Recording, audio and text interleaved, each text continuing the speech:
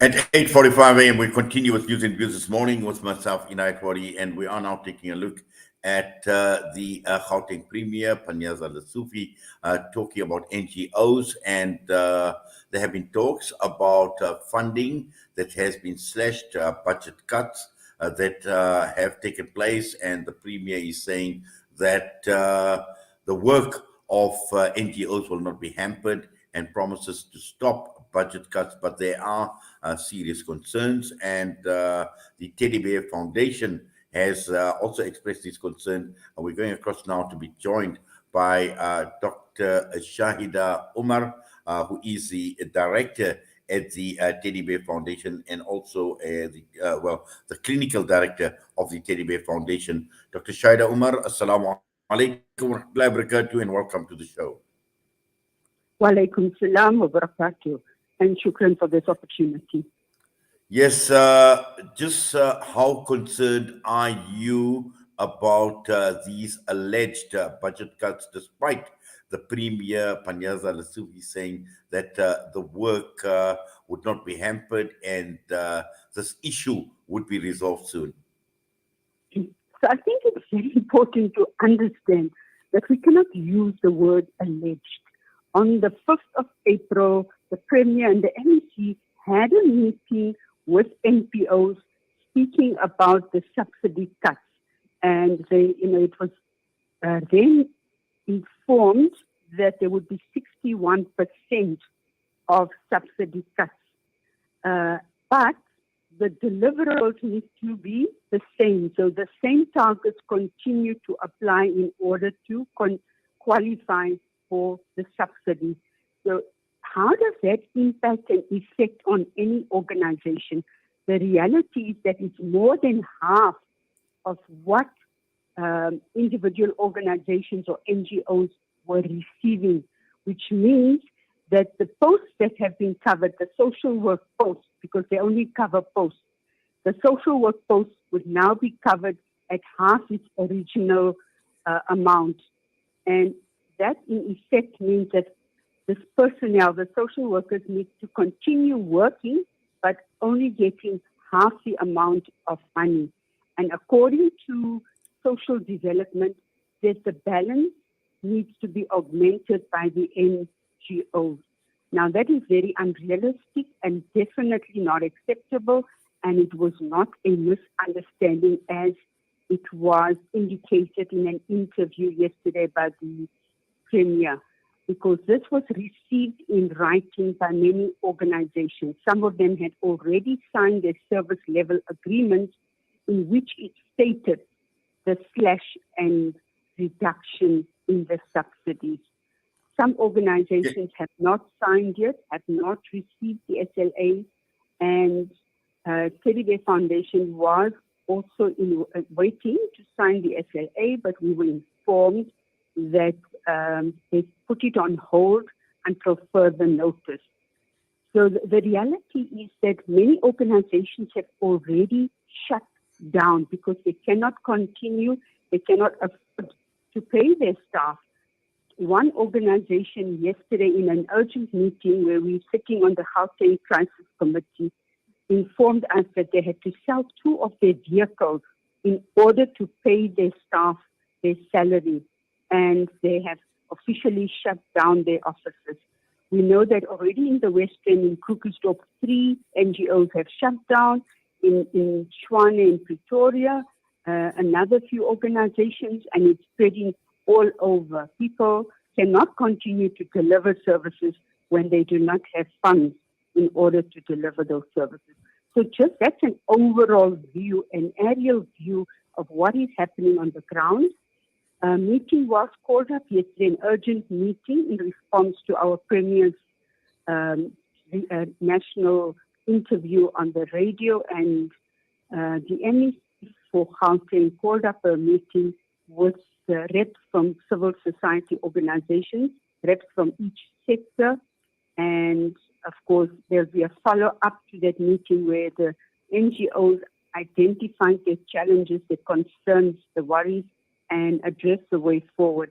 So at this point in time, this is, work in progress, and hopefully we believe that they will listen to the need on the ground, because DSD does not have the capacity, they do not have the expertise, the skills, nor the experience of the specialized services that are provided by NGOs.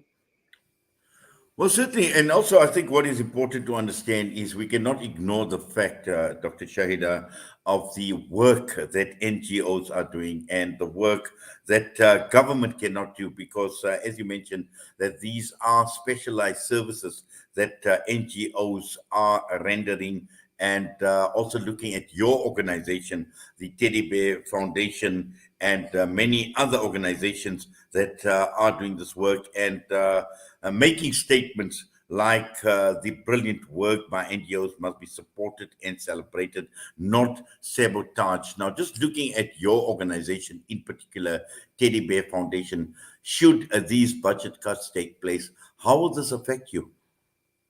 Okay, very good question. So on Friday afternoon, we received an email from DSD to state that our young sex offender program, now these are children who are sexually aggressive towards other children. We were informed that all funding has been withdrawn as of immediate effect. So how would that impact on Teddy Bear Foundation? How would that impact on society in general? The reality is that more than 43% of sexual offenses are committed by children against other children. And because it's such a specialized intervention, we are one of the only organizations that provide that kind of support. So I think understanding the gravity of the situation, if we have no funds, we cannot employ the staff, we cannot deliver the service. And just to alert the public to the challenges that the withdrawal of this program can, how it actually would affect children and families. We've had recently, in the past few weeks, 2 9-year-olds.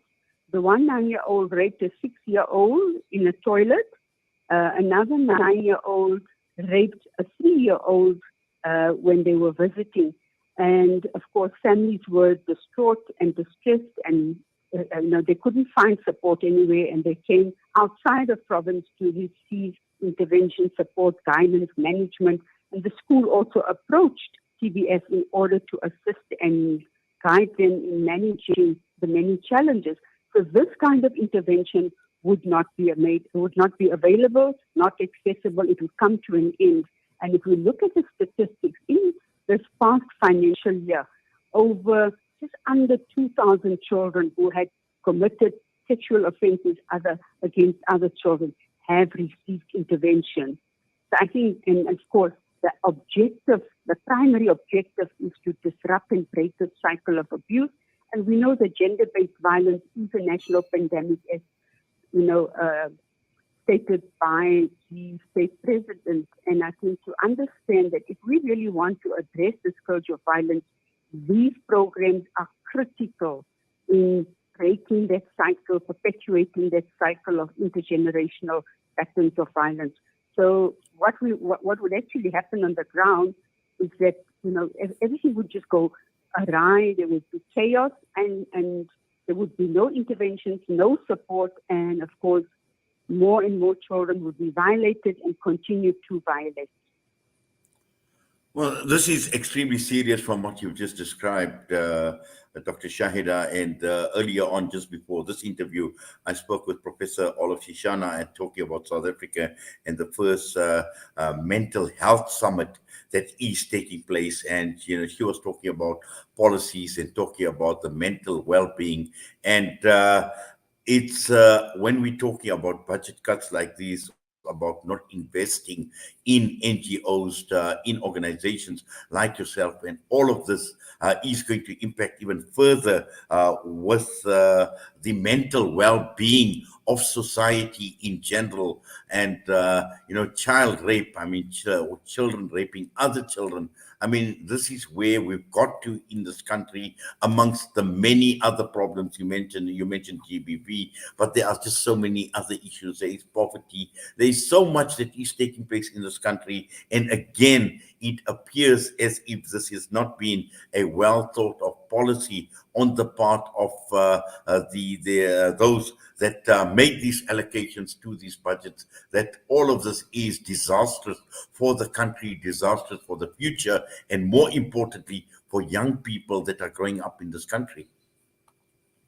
Indeed, and I think if we just cast our minds to, the rationale behind this change in strategy, the Premier spoke about research and development, or redirecting, channeling those funds into research and development and into substance abuse. But if one does an impact evaluation of substance abuse, the outcome is so poor that obviously whatever is being done on the ground is not effective. And pumping more money into that is not the solution. Obviously, one needs to do a situational analysis, a needs analysis, and address it differently. But we will have to wait and see. And as NGOs, we do not give up. We are standing up. We would have, we are willing to take legal action and fight for the cause, fight for the best interest of children, for the best interest of society. Well, Professor Dr. Shaheda, we are definitely going to follow up developments, and I'm sure we will, from time to time, get updates on these developments, and also taking a look at what transpires further from here. But for now, we thank you. We do appreciate you taking time out, talking to us right here on Salam Media. All the best to you and also to your foundation. Assalamu alaikum wa rahmatullahi wa barakatuh. Walaikum salam wa rahmatullahi wa barakatuh. Shukran dalilan. Dr. Shaheda Omar was us, Director of the Teddy Bear Foundation, and that brings us straight on to 8:57. We still have got next up. We've got Khalid Shamis, the grandson of the late Imam Abdullah Haroon, and providing us an update on the latest with regard to the inquest into the death and the killing of the late Imam.